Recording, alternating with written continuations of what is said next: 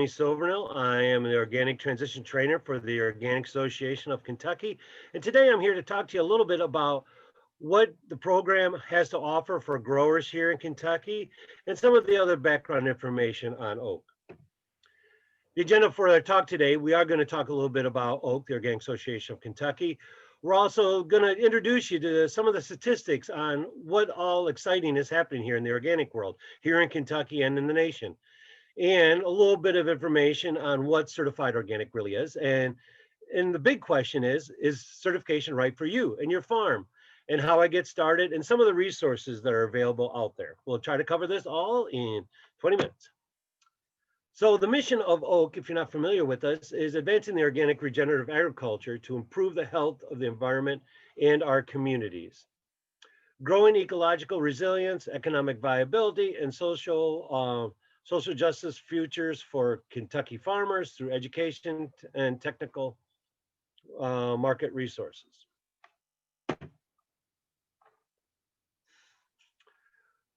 It is our belief in not just oak, but a lot of the organic growers throughout Kentucky and the United States that we believe that the organics can improve the environmental resilience and the conservation.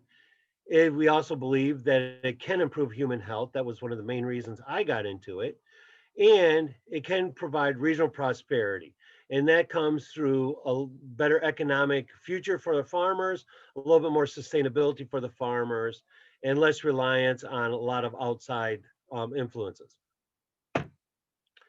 Just a little general information on sort of where we're at with organics here in the United States and Kentucky. We have about 82% of the US households regularly use organic products in some form or the other. And surprisingly, 78% of households here in Kentucky actually use organic products. As you see here, sort of the growth of the organic program. If you're not really that familiar with the National Organic Program, the NOP, it started initially in '02 when the rules came out, and it took a couple years for it to get going. But as you see from '06 through 19, the industry has just been booming. And that can be said also, not just on the national scale, but here in Kentucky also. As we see, Kentucky has been on a huge growth spurt over these past 10 years. As you see in sales in 2012, we were only at about 4 million in sales, which when you look on a national basis, pretty small.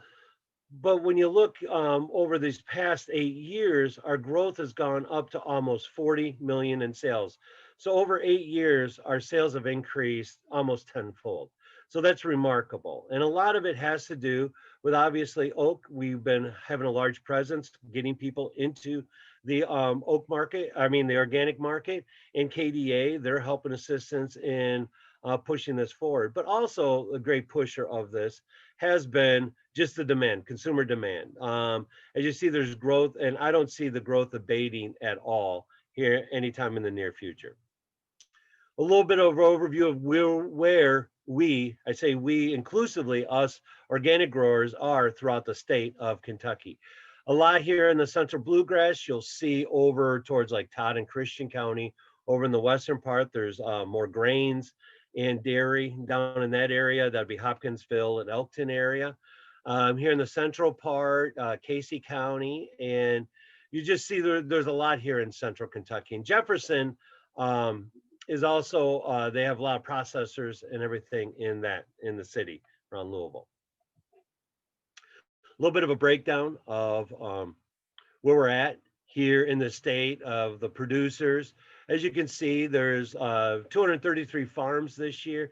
Just as comparison, referring back a little bit to the growth that I was talking about.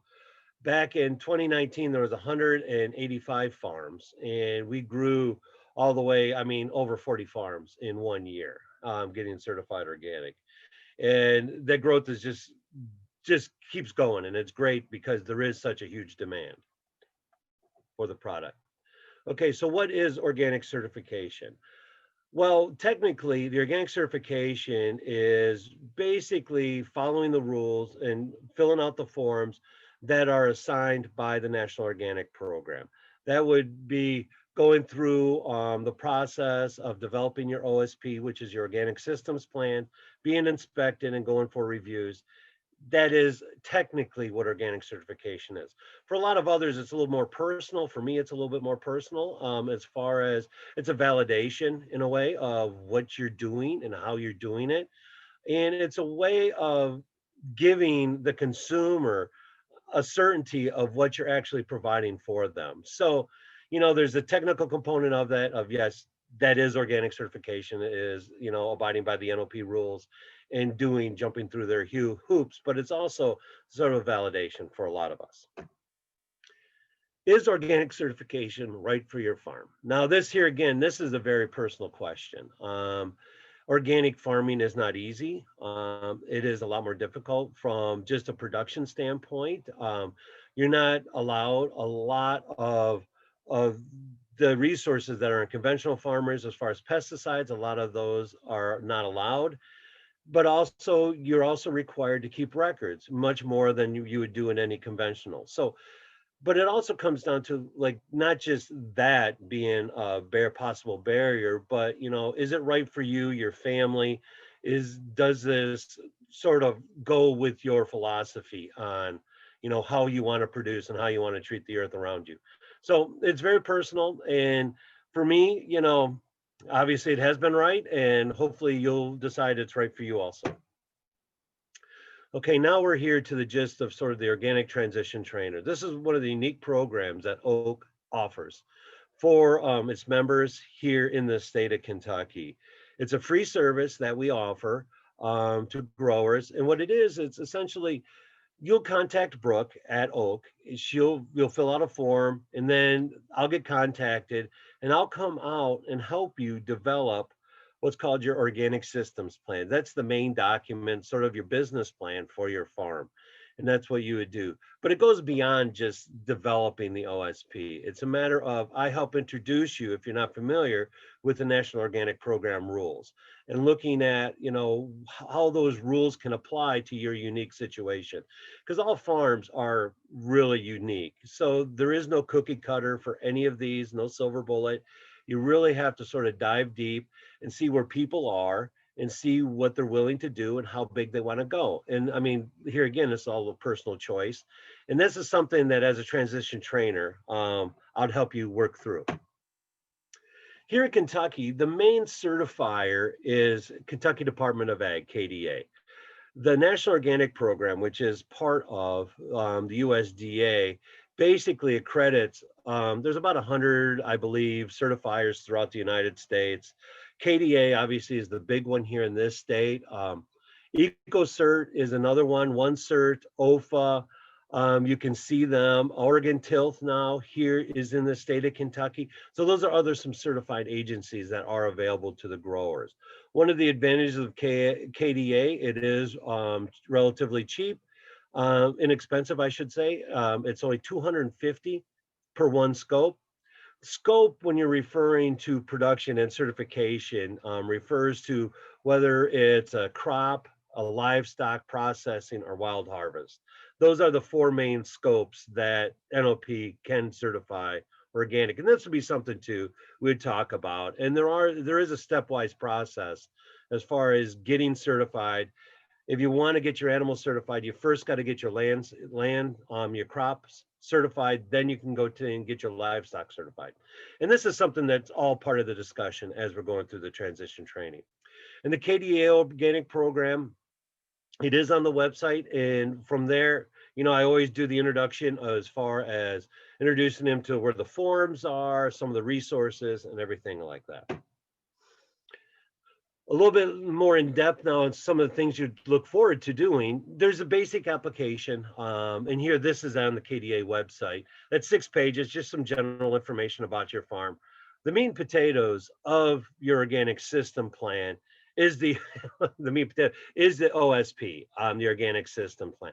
That's 22 pages, and that's just the form. In addition to that, you'll also have to have maps. You'll have to have your records. You'll have to have your receipts and receipts for purchases and your sales. This is all part of what's needed to get certified. So And as it is a living document. Nothing here is written in stone. Things can change, and you are allowed to change things. So some of the growers I've worked with in the past have been somewhat reticent and reluctant to do that final commitment to handing in their OSP because is this really what I want to do? And nothing, you're not tied down to it. You can change things. Any organic grower worth their salt will admit that things change. And, like, oh, I thought this would work. Well, it didn't. So now I got to change my rotations or change some inputs or change seed varieties, blah, blah, blah.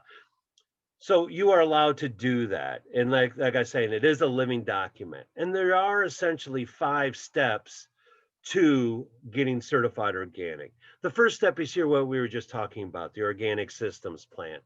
That will take the giant portion of your time. It takes some thought, it takes some planning, and it also takes a little bit of leap of faith to do that. That's your first step. Second step is once you hand it into the certifying agency, if it is like KDA, it will go to an initial review. And what I tell people is when they're doing their OSP, do it with such clarity that somebody sitting behind a desk, like where I'm at today, is looking at it and can figure out what you're doing on your farm. Because that's the initial review. Somebody will be in an office doing an initial review on your OSP. They then, at the third step, will hand that off to the inspector. And that will be the face that you see that will come out at your farm, inspect what you're doing, verify you're doing what you said you were doing in your OSP, and it's seeing if there's any other issues with that. The inspector then takes it back. It's done to a final review to another person sitting behind a desk, and then it's given off to the director. They'll either give you a thumbs up or a thumbs down. So that's essentially, in a nutshell, the 5 step process. The other thing that we do as transition trainer, I sort of touched upon this, is try to find answers. There is a lot of gray area you'll find as you start really jumping into, I mean, especially if you're a newbie, and even us old folks, I guess I'm an old folk, in the organic program. There's always a lot of gray areas that we're like scratching our head. And so you're always answering the question, the what, how, why. And literally, sometimes it's like, are you kidding me? Those come up quite a bit. And that's fine. I mean, that's sort of the way the program is, and that just goes to the point of everybody's unique. Everybody has different situations, and it just goes on and on. So, like I said, we always talk about introduction to the National Organic Program, and as we develop the OSP, there's certain skills. That I have. I mean, obviously, not top of the line because I've seen some other growers here in this state that have do a tremendous job with record keeping and everything. And this is all can be unique too, but you will need maps. You will need maps of your farm. And we can talk about how to develop them. Google Earth, I'm a big fan of Google Earth and a way of modifying them, labeling them. Your record keeping, there's a lot of different ways of record keeping, anything from writing it out on a calendar to putting in an Excel file to some more advanced ones. I know this one woman in the next county over, she does a tremendous job up on Google Docs. And I was just with a grower recently. They're doing mind map, which just blew my mind. And I thought, oh my gosh, I got to get that. Even though I'm pretty much a monkey with a hammer with computer programs, but I got to give it a shot. So, and sourcing inputs, that's the another big thing because there's a lot, like 20 years ago, nothing was certified, nothing was okay to use in certified organic production.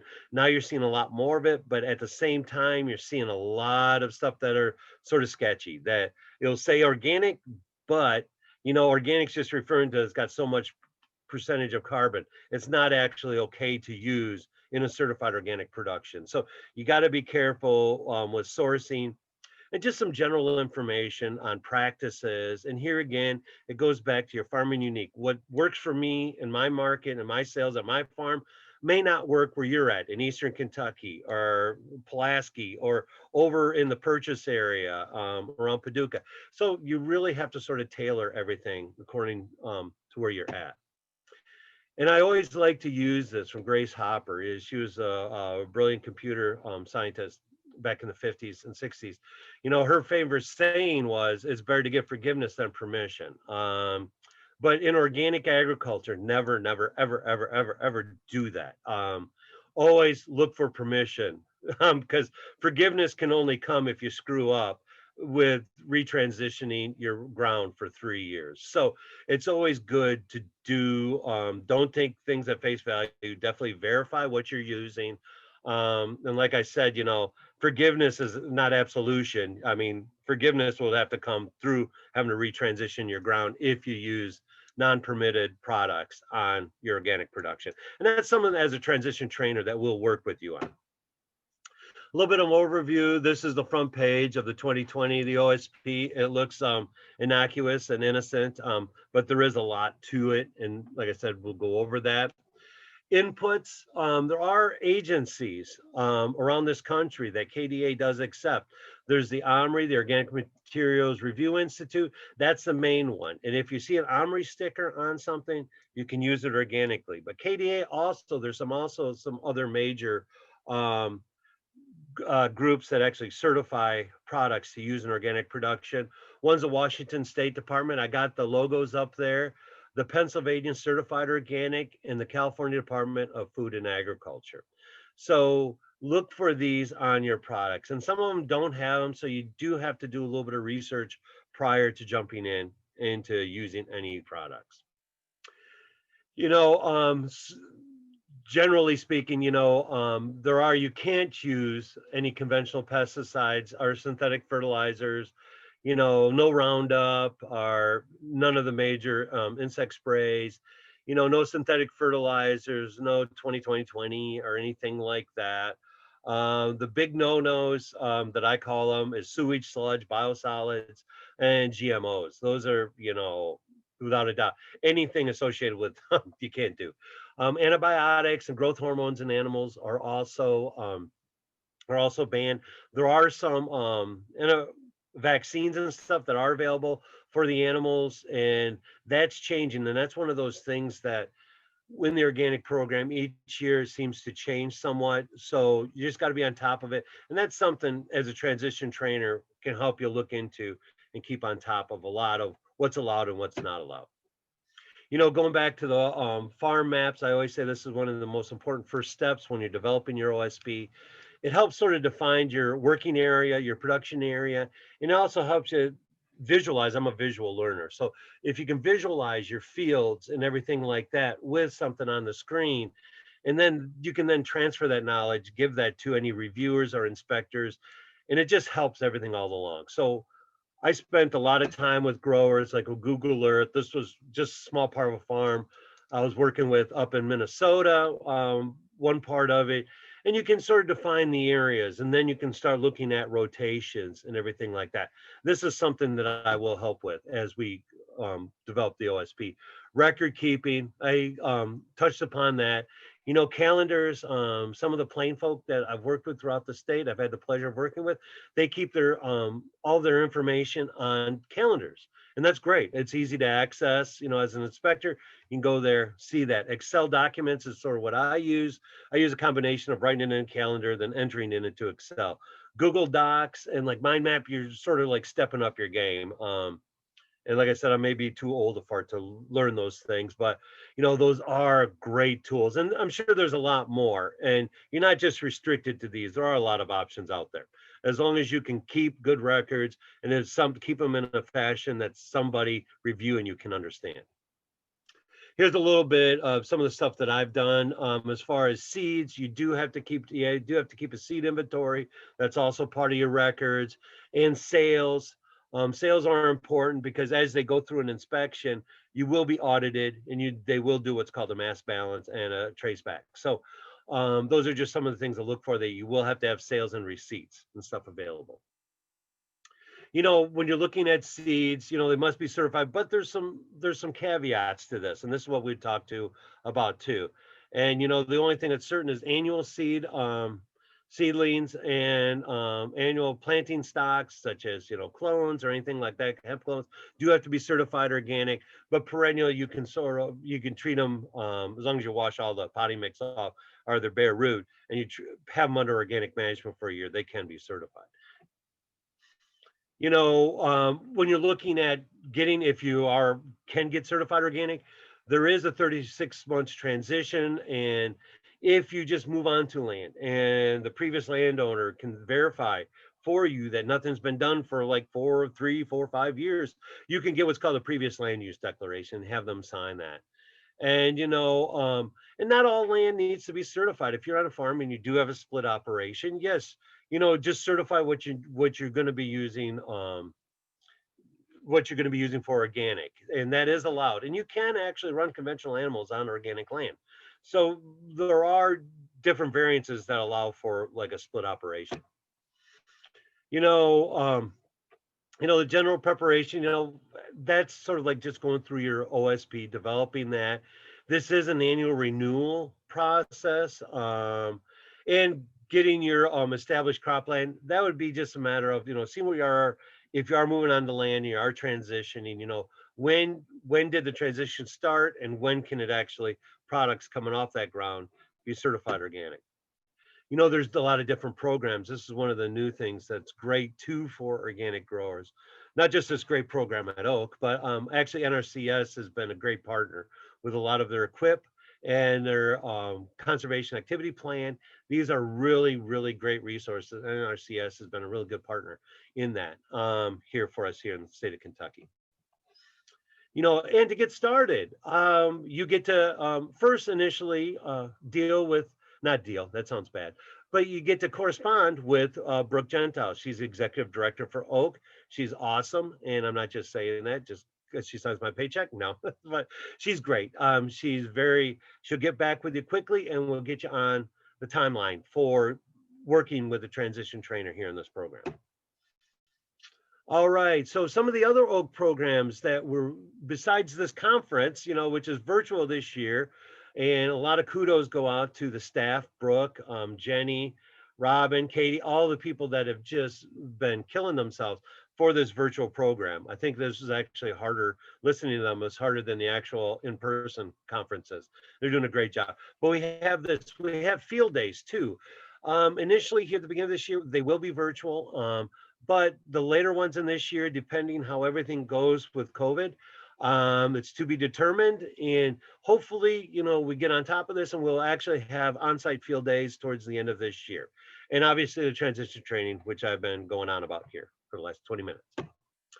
So some of the additional resources, and this is something too that I'll introduce you to as a transition trainer.